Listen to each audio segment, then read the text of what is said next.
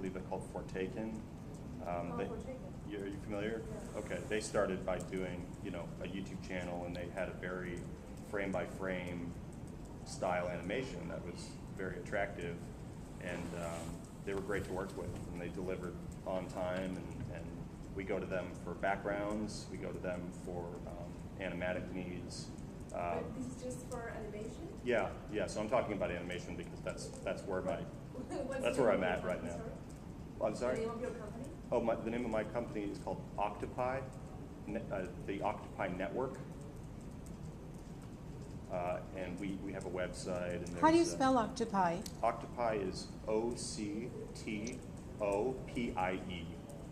Okay. And yeah, I formed it with two partners that I used to work with at Machinima.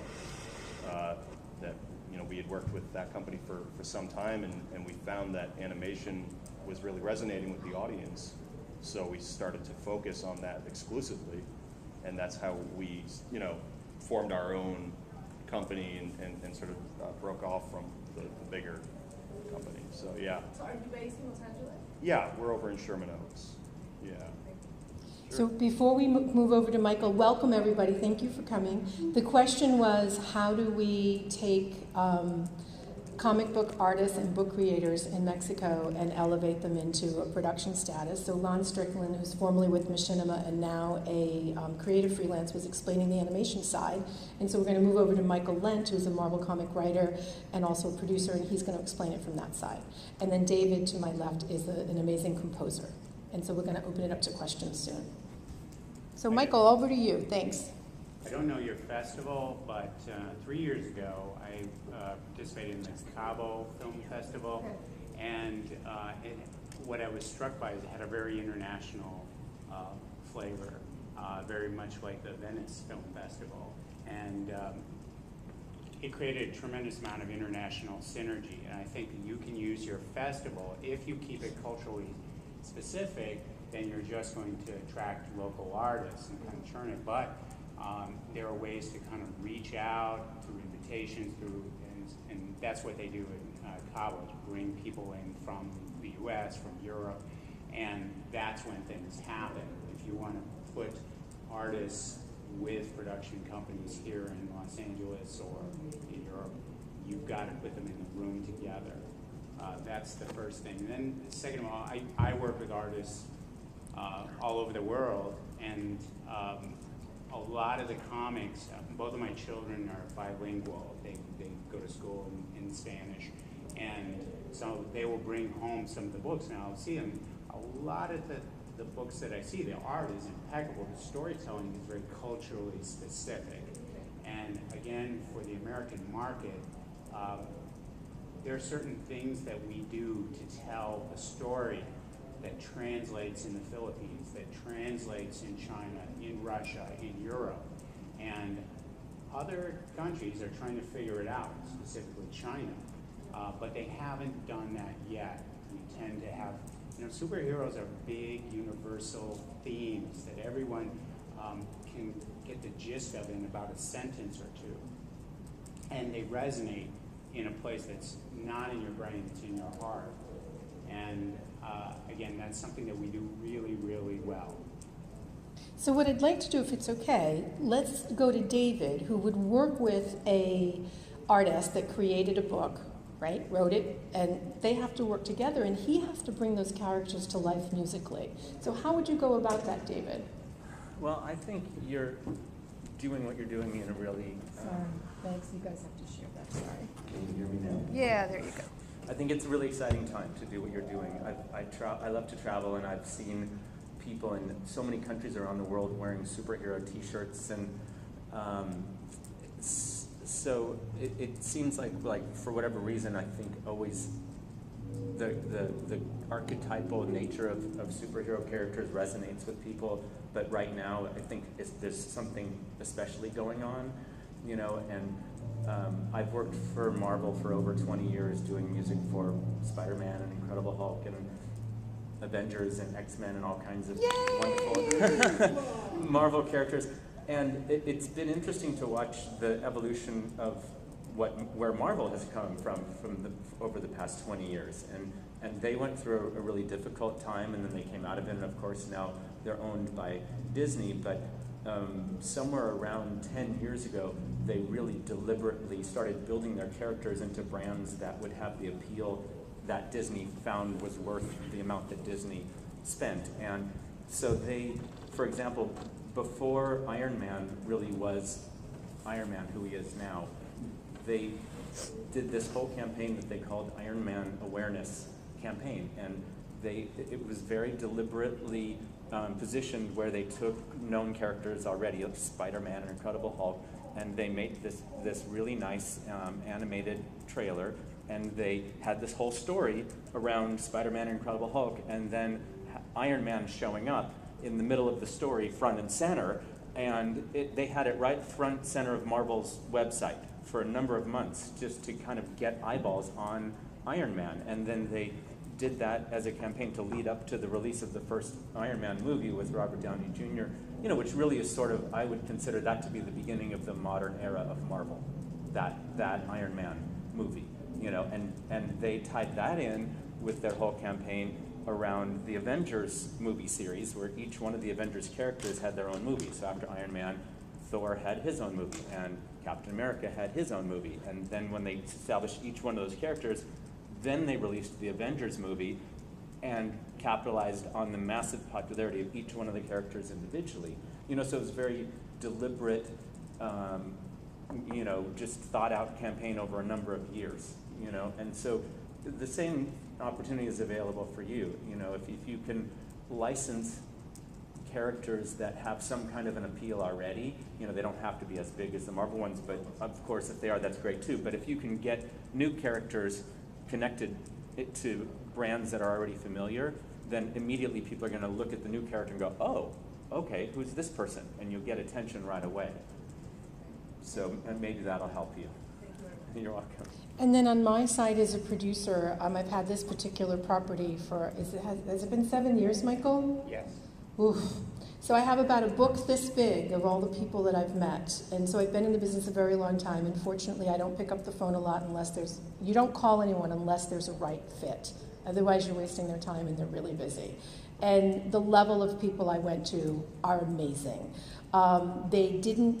So people didn't come on board for certain reasons. Either they were booked too many years out and I didn't want to wait because I'm East Coast, or they wanted to change it so much that it didn't match the overall theme, would take too far away, or they were just not nice people. And I'm like, when you make a film, you're pretty much married to them, you're in the trenches like a war, you need to be able to know you have each other's back. So then you go to the money side, and sometimes, you go in a certain direction and you discover that people are not what you really think they are, and you do your due diligence and you find out the money's blood money, or the money's coming from someone that just came out of jail that took down an economic fund in a different country. And you're like, do I really want my name on a film with this? Now, some people would. I've seen it. They're like, I'll take the money. I go, you go, mazel tov. And then other people come on board with the proper due diligence, the proper paperwork and credentials, and put the money in escrow, and then you go, okay, now I'm ready to execute, and then they switch the deal.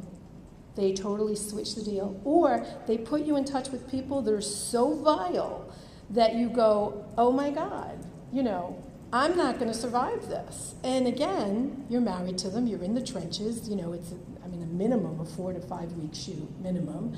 And then I even called a dear friend and I said, okay, honey, it's time for us to go to, because I had money from China.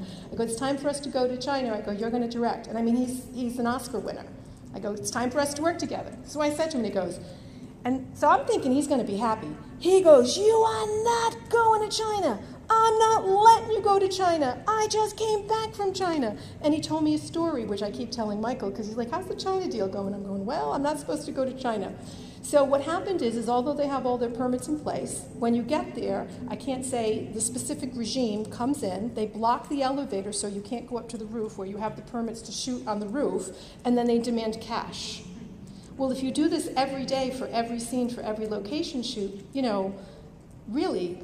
So I didn't go to China, but I could have made a film, if I wanted to endure that, but one, he wouldn't let me go.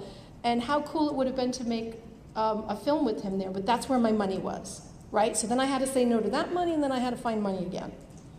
So So could I have made a film sooner? Yes. Would it have been a right film for an intellectual property or for my journey in my career? Absolutely not. So, you know, like there was one famous director that I found out people didn't like in Hollywood, and they just needed the money to save their farm.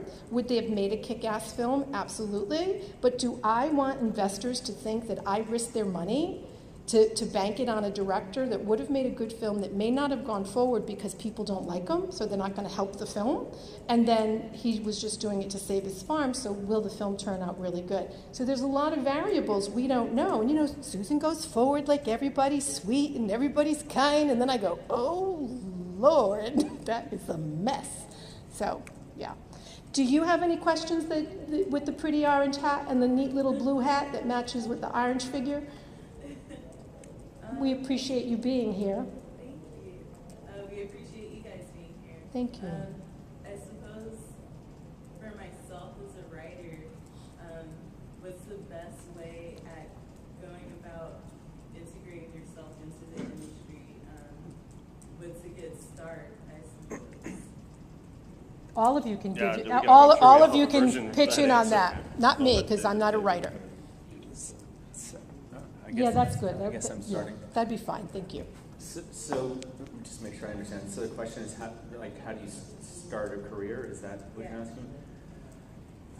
You know, I don't think there's one answer when you're pursuing a creative career. It's never as straightforward as, you know, you get your degree and then you build your resume and then you have the resume and then you apply at places.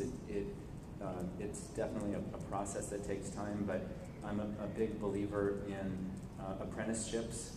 If there's somebody that inspires you, if you can, you know, apprentice or intern with them and just sort of get inside of their world of what they do, then already you have a foundation to begin with. You know, in terms of just honing your craft, it really, like the more that I've done it, the more it keeps coming back to, if you really, really love it and you just do it out of the love for it, you just get better and better at it. And then over time, eventually that will translate to people getting to know what you do and appreciating what you do. And it will happen. You know, you have to be patient and stick with it and take time and believe in what you do. So I hope that helped. And they may each have a totally different, you know, suggestion for you, so. Well, I agree with everything David said. I think, you know, for me personally, I wanted to be a filmmaker from a very young age, and it's an odd reason, but when I was about 7 years old, I stumbled on a VHS tape called Evil Dead 2, and a 7-year-old watching Sam Raimi's sequel to Evil Dead was, you know, it had a big effect on my mind. So I just got really curious about the process, and I started to play with cameras. And this is back in, like, you know, the late '80s, when all you had to work with was a big clunky VHS camcorder. But I messed around with filmmaking from that age onward, and I ended up going to Columbia College and majored in directing. You know, and it's just this idea I got in my head as a kid. I was going to be a filmmaker, and that's what has led me on a very interesting path, which was sort of culminated with, at the end of my film school career, I was actually a background actor on Spiderman 2, where I actually got to work directly with Sam Raimi. So it was kind of a cool experience, but that was my first time ever on, you know, a real studio production.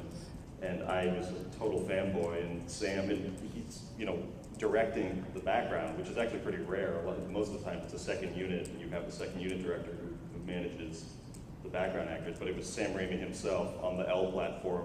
It was during that sequence where the train was going around, Dr. Octopus and Spider-Man are fighting, and he's given us the cue to react to the train as it goes by, and I walk up to him and I say, "Hey, can I get my picture with you? Big fan," you know, like on set. You know, you're not supposed to do that at all. Like, I'm a total, you know, green, never been on a set before, and he handled it quite well. And to his testament, he was like, "Sir, after the production, maybe we can take a photo," you know. And then, you know, after that moment, I was sort of, changed, and I felt like I certainly was on the right path, because I was standing there with somebody who I really, idolized, and luckily they didn't turn out to be, you could easily be an asshole to a dumb kid in that situation, but he was very respectable.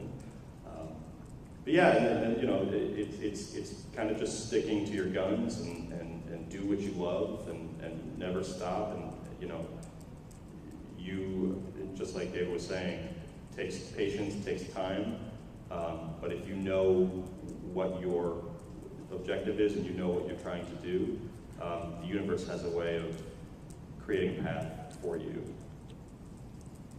Yeah, something Lon said struck me, which is that you think of Hollywood as this huge monolith, but it's actually a very small world. And as he was mentioning Evil Dead, I worked with Betsy Baker, who's from the original Evil Dead, on a movie called Witch's Night.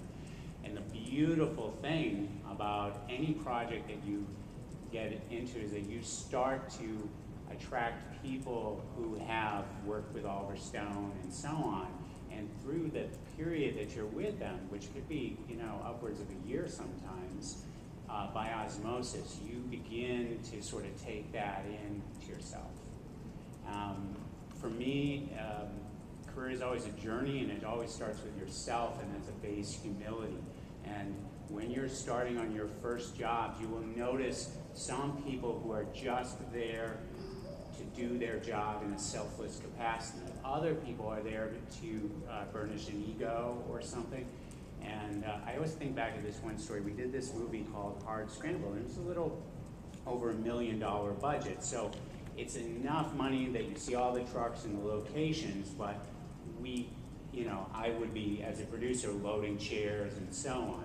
It's enough money you could get yourself into a little bit of trouble. And we had a lot of recognizable name actors, but not like stars, sort of thing. And anyway, so I didn't hire this guy, but it was somebody out of Loyola Marymount, master's degree, MFA, and he was a PA. This was his first job. And every chance he got, he let you know his theories about film, and basically that he was headed for better things. He was terrible at his job. I'll get to that in a second. The person that I hired was a guy who walked in from Camp Pendleton, where the Marine base is. He had just served 4 years. Part of that was combat duty, and had never had any experience in film. But 1 week after his the enlistment, he said, "This sounds like a fun thing. I saw it in the trades, and I don't know much about movies, but I promise you I'll be there 110%. Okay. I heard him instantly. Fast forward, we were in Wisconsin, and this is a movie called Witch's Night. And it went from Indian summer in September to, in October, 18 degrees and snowing. And that was a problem because the whole premise of the film is that the witches only came out at night and you could kill them with water. It's snowing. They're DOA. And I didn't know what we were like, are we going to shut down? What are we going to do? And so on.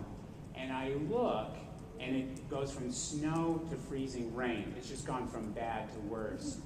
And we're like going, okay, we've got this scene under a tree, and I think we can fake it, and we'll just set everything so you can't quite see what the weather's doing. And I look, and I see this one guy by the makeup truck, and nobody has said a word to him to do it. He's holding an umbrella for our lead actress, and the umbrella covers her and not him, and it was my guy. And I tapped the AD, and I said, "Do you see this?" And he goes, "Yeah, I got a show in New York after this, and he's coming with me." The other guy, that I graduated top of my class, Loyola Marymount, one day we had the coffee orders, and it was, and breakfast orders, and one of the actors, Kurtwood Smith from RoboCop, and that's the dad in that '70s show, and so on. And Kurtwood is very specific. He doesn't eat sugar, he doesn't eat dairy, he doesn't eat meat. So he's very vegan and so on. He will give you a 12-hour day when he's happy. Now, this is a person that, towards the end of that 70 show, he's making well over $1 million a year, and here he is working for double SAG minimum on our movie. This guy from Loyola Marymount screwed up his breakfast order completely, and then, you know, we bring it to him, and Kurtwood's not happy, and, you know, then you could go, oh, he's a prima donna, but you know, he's giving us so much and asking for so little. So now I'm pulled off the set because I have to get that right. I have to let Kurtwood know that this is important. So I'm going to Starbucks, I'm going and reordering, and then he's apologizing to me because it seems like he's being a jerk, and he's not. He's doing exactly, he should be focused on the shoot. Now, our morning is all jacked up over coffee. I wish I'd never, you know, had hired this other guy. I wish he hadn't been hired. That's a difference. So again, it's a humility that comes from inside yourself. So many times it can be crossing swords with egos, and really what gets down to it is you just want to get the job done, and you just want to get it right. You're there for a purpose.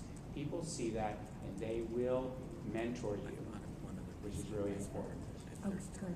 Yeah, I'm going to switch it out. So I thought of something while you gentlemen were talking, and how people do think Hollywood is such this big, you know, monolith, and it's not. It's a small community.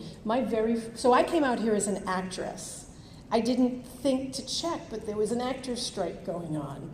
So I call my friends back east. I go, now what do? Someone hooked me up with a casting director. She put me in every music video because they were not under SAG jurisdiction. So that was cool. I was working with De La Soul and what's her name, Britney Spears and Bon Jovi and Kid Rock. So now I'm in them, and then they hire me as talent wrangler.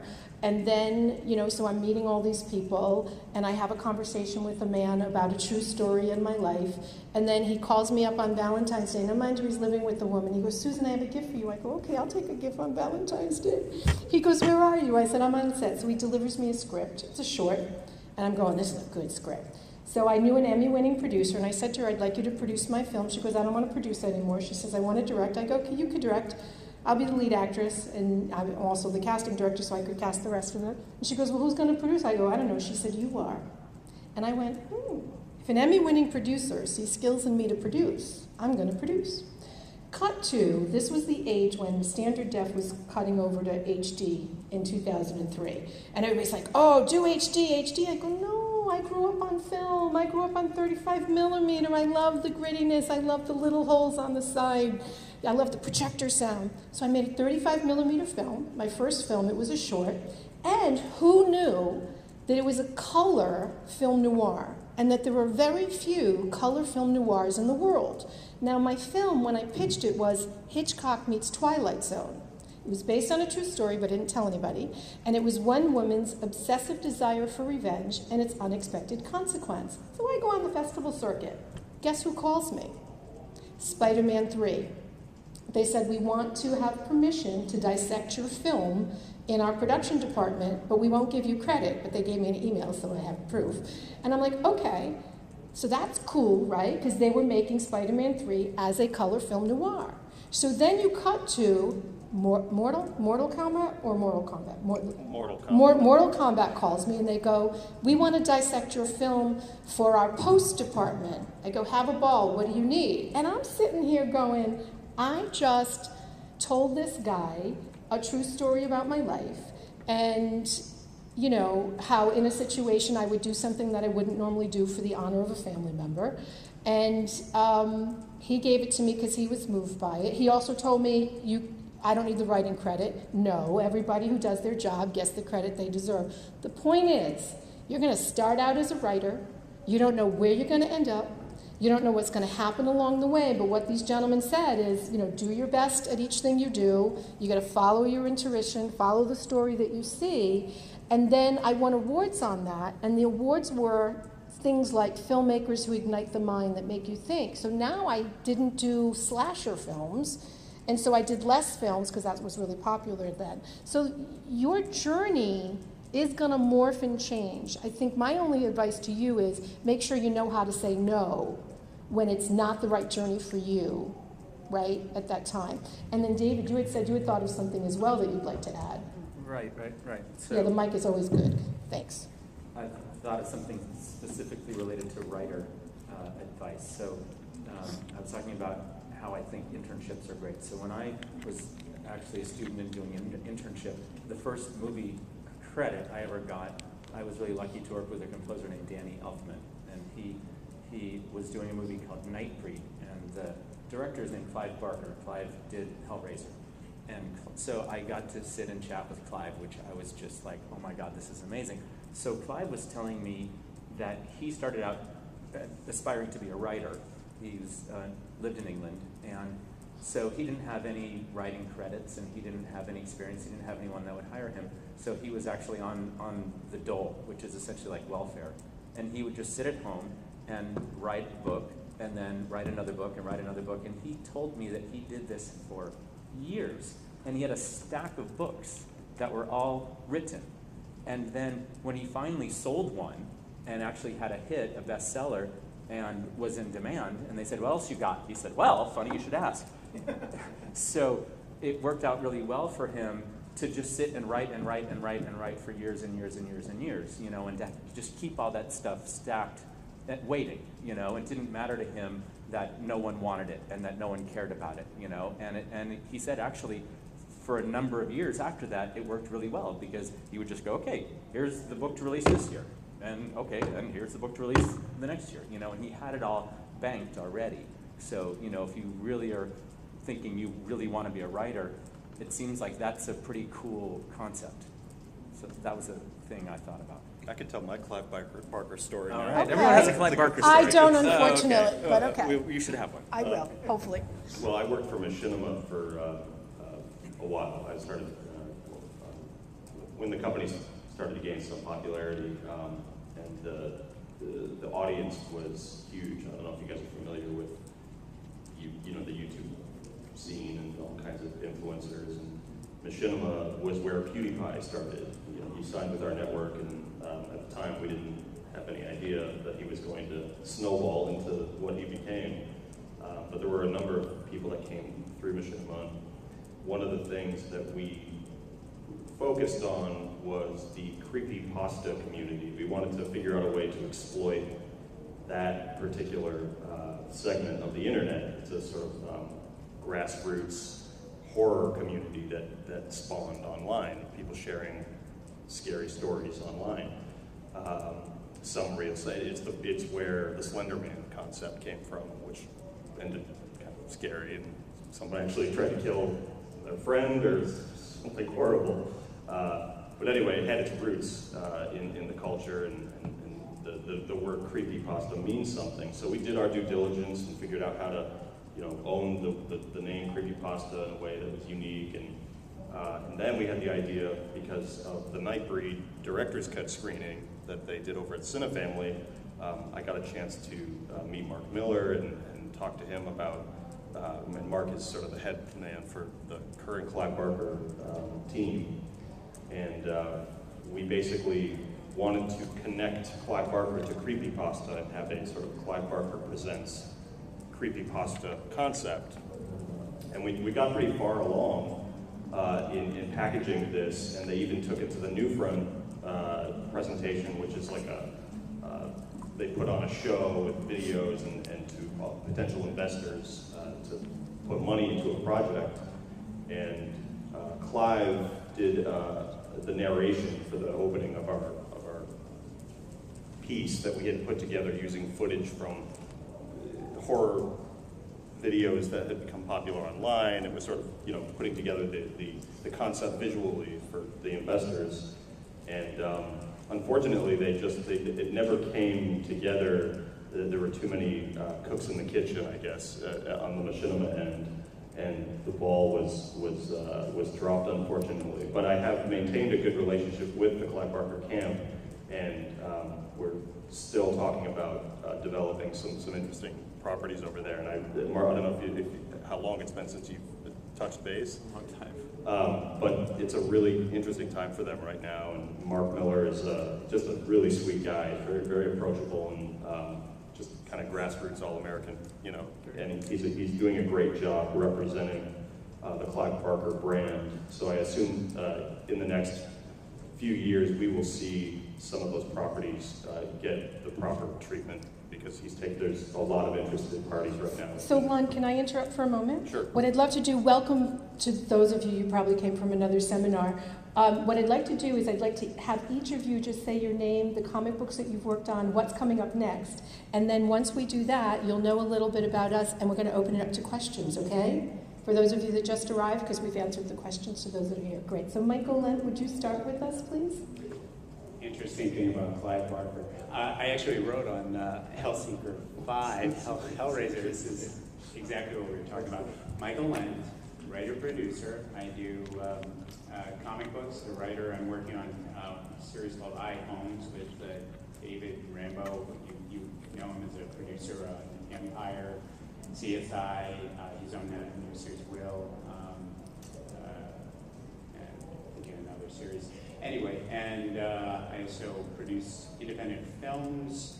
I do books. I call Dice Road Truckers for the History Channel. One winter 2010, wrote a book for Disney. So I'm kind of like a Swiss Army knife of writer-producer. My name's Lon Strickland. I'm a freelance creative. I've been involved with a number of projects recently. I'm currently a producer on a YouTube Red show called Paranormal Action Squad, which stars Vanoss, Sea Nanners, and Sark, which are some popular YouTubers that are doing some voices for us. And soon enough, around town, you should see some billboards for a show called Paranormal Action Squad. And that's something that I've been working on for the last 6 months pretty diligently. And I'm also a composer and a filmmaker, and my friend Greg Nicolette is also a composer. He's here today. And very excited to be here at the comic convention. Hi everyone, my name is David Ari Leon. I am a composer and music supervisor. I have worked on music for a lot of Marvel properties for over 20 years, including Spiderman and Incredible Hulk and X-Men and the Avengers and Daredevil and a whole bunch of other ones. I'm happy to be here. What's your next project? I'm working on music right now for 2 TV shows that air weekly on ABC Network. One is called Sea Rescue, and it just won an Emmy Award. Congratulations. And thank you very much. And the other is called The Wildlife Docs. And they also air internationally as well. Fantastic. So my name's Susan Johnston. I'm producing a Marvel comic called Prey, Origin of the Species, which Michael C. Lent at the end wrote. And what I'm working on is it as a feature live action, also making the gaming side of it, and an episodic version of it, all simultaneously. So I'm in development. My goal is by March to be in full pre-production on the feature side, and actually I'm working right now on the gaming side and in talks on the episodic. So again, hopefully they all mesh together. I'm also founder-director of New Media Film Festival. There's postcards up here and some on the street. We do have a digital comic category. We had a Marvel machinima category before.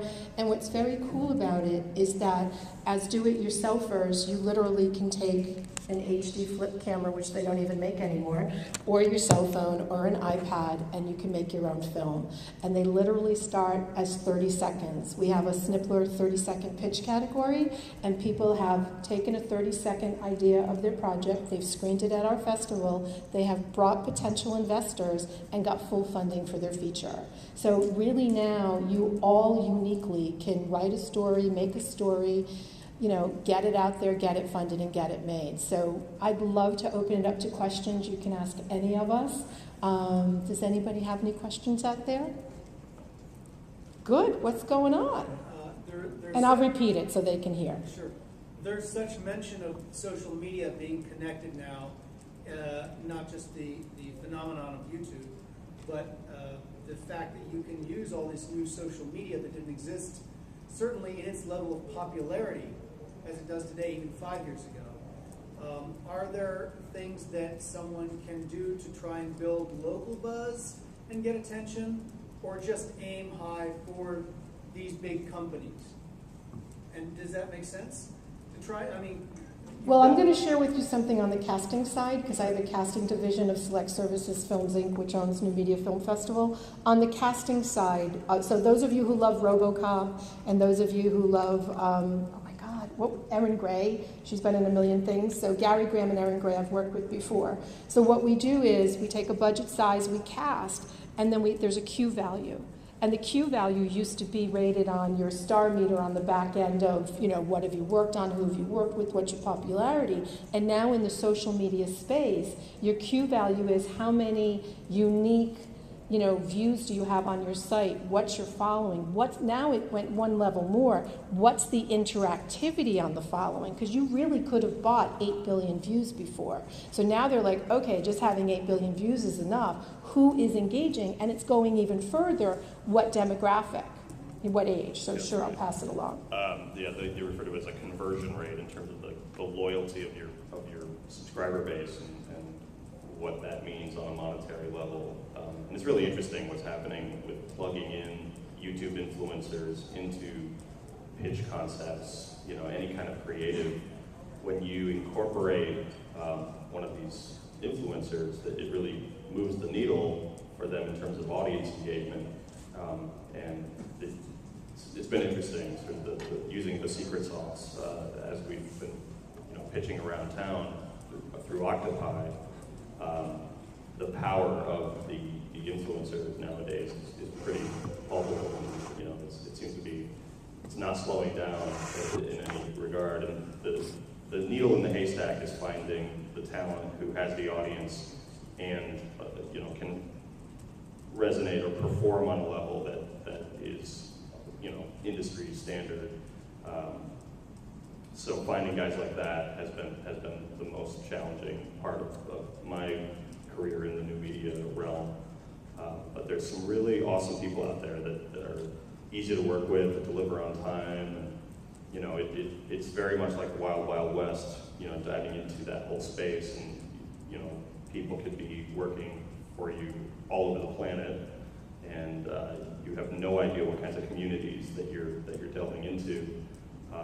For example, there was at Machinima a guy named FPS Russia, who would blow stuff up, and it was great content. Everybody was tuning in. The reality was there was no safety parameters in place at all, and this stuff was incredibly dangerous that he was doing. And there was some kind of scary PR situation that involved a murder. Someone was murdered around the FPS Russia situation, and everyone stepped back from it. It was like, okay, we need to part ways. We don't want to work with this element. So it opens up the entire spectrum of the human, the human cultural experience, that you could suddenly be working with. And before, Hollywood was a pretty tight-knit community where you kind of impenetrable. And it's some, and I understand why some people get, nostalgic for that era when it was a bit more protected in a way. And now it seems like because of the internet, because where we're at, there's so many possibilities in terms of how this stuff comes together. I'm sorry, I'm going off. So we just got the 5-minute warning. So what I'd like to do for everyone in the room is get a sense of, how many are comic book lovers? Everybody should be raising their hands. Okay, how many here are actors? How many here are writers? How many here are composers? How many here are dancers? How many here are YouTubers, Facebookers, Twitterers? All right, awesome. So we only have a couple of minutes. So what I'd love to do is we've got a variety of people in the audience. They obviously all love comics. Is there any one piece of sage advice that you haven't given already? Because you've all been so wonderful. I want to thank Michael Lent, the writer, producer on many projects. One specifically is the Prey, Origin of the Species from Marvel, and he just is releasing 3 comics on iHomes. And Lon Strickland, who was with Machinima, is now as a creative freelance. He's worked on 1 million comic books. He's worked on 1 million comics books, David Leon, composer. So we've all been in the business a long time, and I don't know, what's a good piece of advice for people in the room that love comic books? We're in the age of the comic. Don't wait. Okay, great, thank you. So many times when you go to these things, people will tell you about these amazing ideas, really good ideas, and then you'll see them at a different convention and they'll walk up and tell you about the same amazing idea 6 months later. And what you realize is that maybe if you're an artist, they haven't gone past some concept art. If they're a writer, they haven't gone out and paired with an artist, or it hasn't gone to script yet. It's still, an idea in their head. And the people that actually move forward is that whether or not you have the trappings of a studio or a publisher behind you, you keep creating. And that's really the Clive Barker message, is that you just keep doing it, and then one day you get the knock at the door that unleashes everything. But if you wait for the industry to validate you, you'll wait a really, really long time. That's a tough way to go. Yeah, and I would recommend collaborations with people that you feel good about, that you trust, and being sensitive about your social relationships, and having some foresight in terms of where ego needs to be eliminated in the equation, and focusing in on the best possible product that you can create with the people that you like to work with and that you respect. That's definitely my advice. Yeah, I think that is all good advice. I would add to believe in yourself.